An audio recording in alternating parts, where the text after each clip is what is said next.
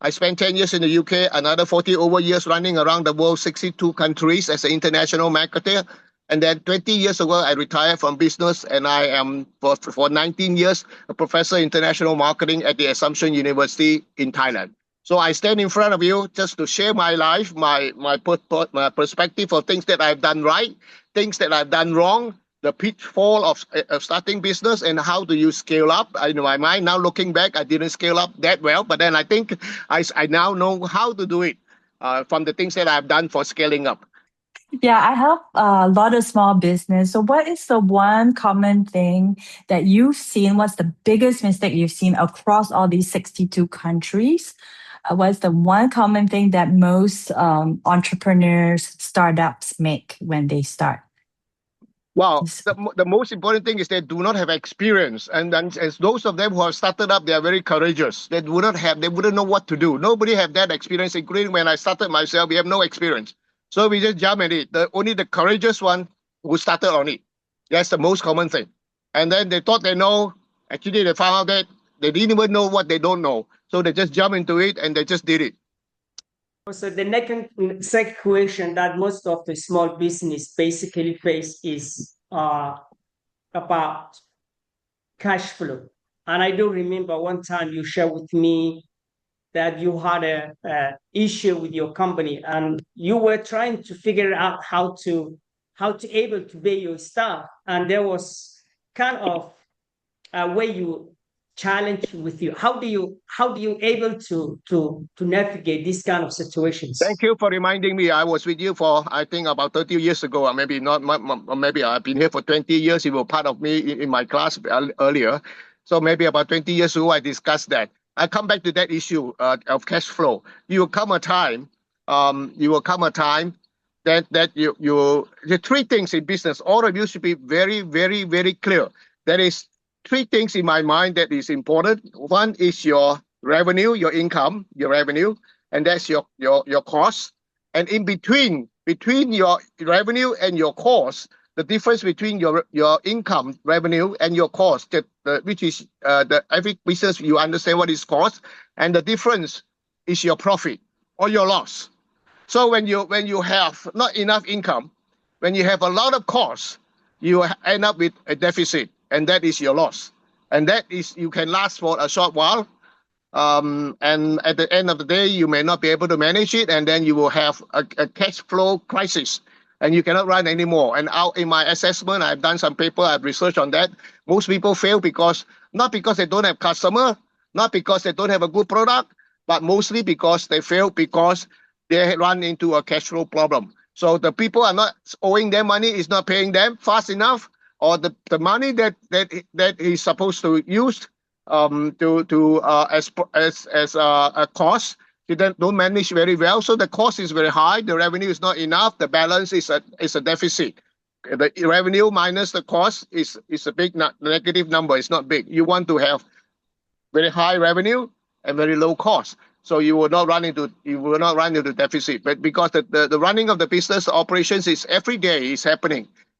So the third question that may come into my mind is, sometimes when we start business, there are moments or times that you just want to give up. So as a startup, you have your own company. When that kind of time come into the situation, what keeps you moving? Okay, I think it goes back to the key thing that most companies fail. Like I said earlier, if you are taking notes, you can ask later. It's not the product, it's not your customer, it's not whatever. It's just that a crisis happened that you do not have any more money to pay the people you owe, pay salary. Like Colin, you mentioned, I have one biggest crisis I don't have. My finance manager come to me and said, look, boss, the coming salary, now today is the 26th, 30th, we have to pay salary. We don't have money enough to pay everybody's salary. So that was the biggest. In 4 days, I would not be able to pay my workers. That is a crisis, and that is my biggest crisis and my biggest concern. And you worried a lot. What happened?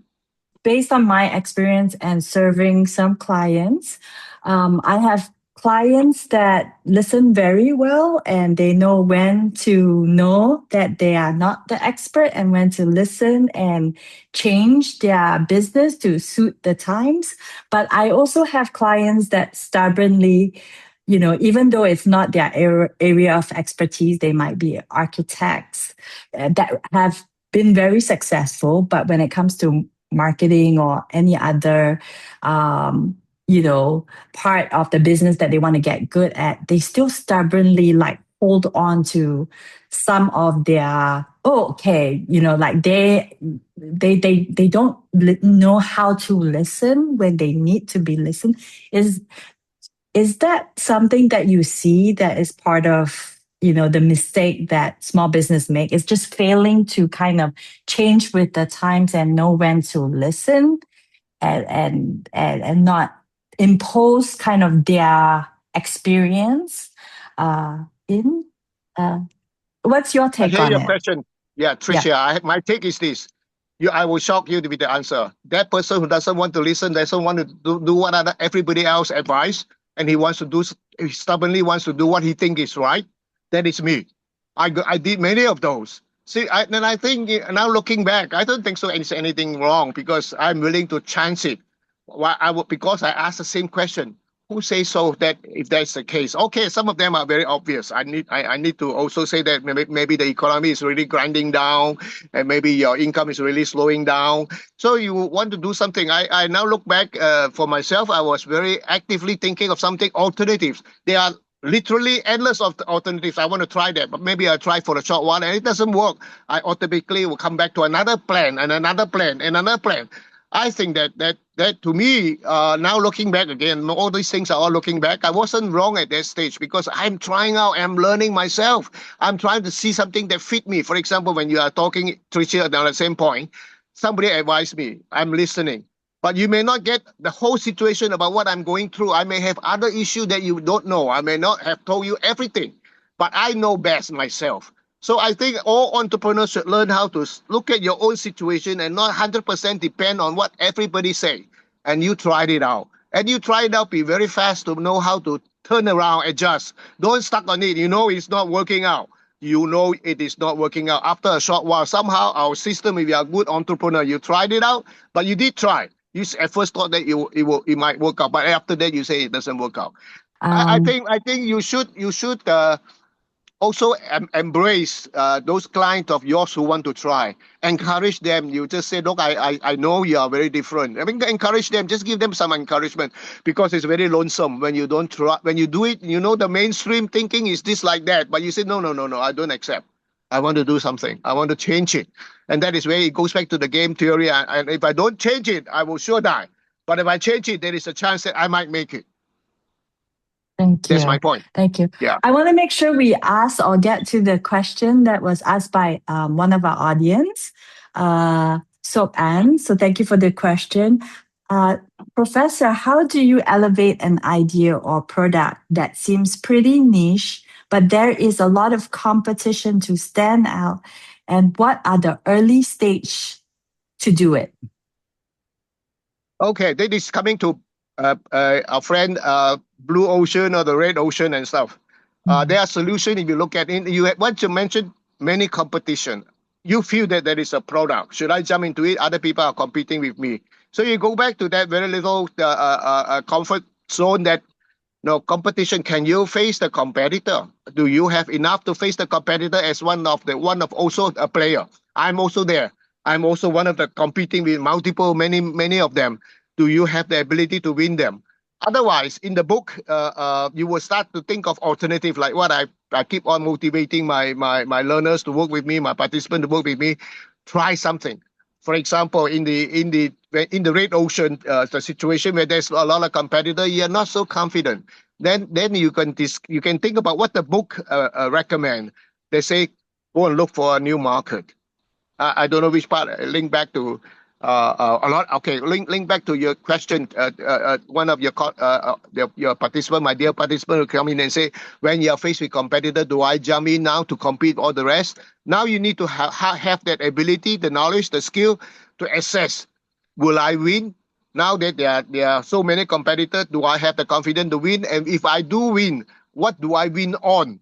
So now you go on your SWOT analysis. I think the big time Red Ocean will go on SWOT analysis. What are your strengths? What are your competitors' strengths? You know yourself. You know your competitor very well. And can you win? And if you cannot win, then you go on some other alternative. After you look at SWOT analysis of analyzing yourself, analyzing your competitor, then the next thing you work on is, can I do something different? So Aaron, I have an equation. Let's say someone in Vietnam or in Cambodia, Right. and they want to expand their business to ASEAN, Yes. but they are small. Based on what you mentioned of the strategic partner that you did with the Italian company, how ASEAN startup business based in Cambodia or Vietnam or in Malaysia can leverage. You can adopt exactly the same thing, except that I was very ambitious because of my international background. I was running for a Canadian company and two American companies, so they were all over the world. So that is a smaller risk that you will face. You will do it between the nearby countries. For example, I'm in Singapore. I'm now in Bangkok. I will work with Indonesians. I will work with the Vietnamese, which is both my strength in nearby. I don't spend so much traveling there, and I can go there many more times. I can meet more people. I think that same strategic partnership, meaning that we are competing. If I go to that market, you are also doing the same thing like me, but we sit down and become friends. We shake hands and say, okay, let's become strategic partners. We sit down and see where can we your product. I can help you to sell your product. You can help me to sell my product. I'm not even present in Vietnam. I'm not even present in Indonesia, and they are not present in my Thailand market. And they can come here and I sell for them. I give back what is owned to them, and I negotiate a little bit of profit for myself. Otherwise, this will never be. I just now I asked a conflictual question. My my colleague in my office, they said, why are we selling other people's product when we should have focused on our product? The obvious question is very sharp, very straightforward. People just they are not looking at your product, they're looking at some alternative product. But if I don't have my partner's product, they would have never, that business will never be mine anyway, because they don't want my product. They already saw my product together with my competitor product. They saw my competitor's product. And I can sell their product. And at the same time, make some money. Not a lot, as much as I would like to selling my own product, but I got good partnership. And then in this process is also a name building. You have a lot of product. You can take the together product. You can go together with him to all the global exhibition. If someone want to try to improve their business, what system or tools, can help it, or maybe help your time that can help them to run their business better? You're asking about a subordinate that reports to you. What can we help them to think about running the business better? Yeah. Yeah. So I think at the end of the day, groom them, help them, and let them run it themselves. That has always been my policy. So I think most of the businesses, the boss is holding on to the final decision, and then only he can make decision. And I think for as you grow, as a business grows, scale up, you have people who wanted to have their own idea. Let them try. I always encourage. Most of the time I say, go and try. Even though some days I say that he will fail, because why I say that in my mind, I didn't tell him he will fail. I have done the same thing before. But nevertheless, he's a young man. He wants to run. He wants to have his idea work. Let him try. But in my mind, I already know it's not going to work. But I say, go and try. For all you know, you might work it. So I think if you are an entrepreneur, and this is the way you can groom your own successor, somebody who's willing to try, who is willing, and your role to play is really to encourage him to try. He may work it, he may get it out. I mean, if he succeed, you just give him the praise, give him the increment, give him the promotion. Because if it doesn't work out, that's okay. We all make mistakes. Please, I think in an entrepreneur's life, you are probably making mistake in the range of 80% of the decision you make is likely to be a wrong decision.